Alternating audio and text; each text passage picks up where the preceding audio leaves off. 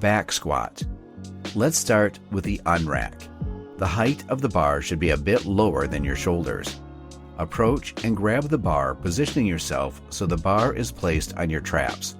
Squeeze your shoulders back and hold the bar tightly.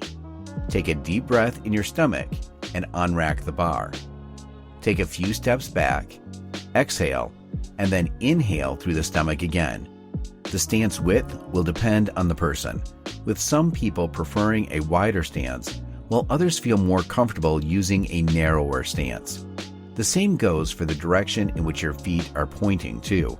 They can either point directly in front of you or slightly open outward. You should experiment and see which combination suits you best, where you feel the strongest, and where you can achieve the best depth. Holding your breath, begin the exercise. Your hips should start the movement, but the knees should follow shortly after. Squat down to your deepest point while keeping your back perfectly straight. You don't have to go down all the way, but try to at least go below parallel. If you can't do that, there are some alternative exercises at the end of this video that will allow you to hit proper depth. Hold the bottom position for a split second and then go back up. Your chest and hips should rise at the same time, making sure everything is fully synchronized. Exhale when you get back to the starting position at the top. Reset for a few breaths if needed. Take another deep breath and repeat the squat. The abs should be working while you hold your breath. Try to imagine someone is about to hit you in the stomach while performing a squat. This will ensure proper inter-abdominal pressure. Your knees shouldn't cave in at any point during the squat. Yes, your knees can go over your toes. Just make sure you aren't lifting your heels off the ground. Your weight should be spread evenly throughout the feet. Common mistakes. Knees caving in.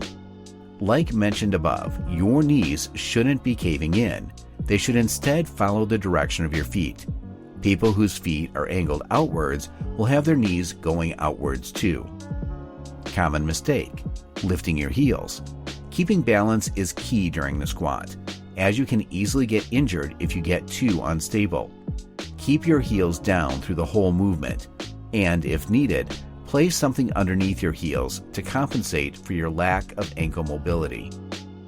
Common mistake. Driving the hips up and flexing the spine. Although these two mistakes can also be seen done separately from one another, both of them pose a risk for your lower back.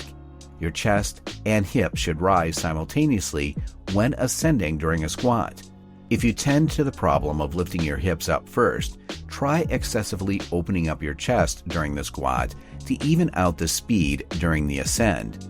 If your spine flexes while doing the squat, you're either too weak for the weight you choose, or you aren't engaging your abs properly during the squat. Alternatives. Goblet squat.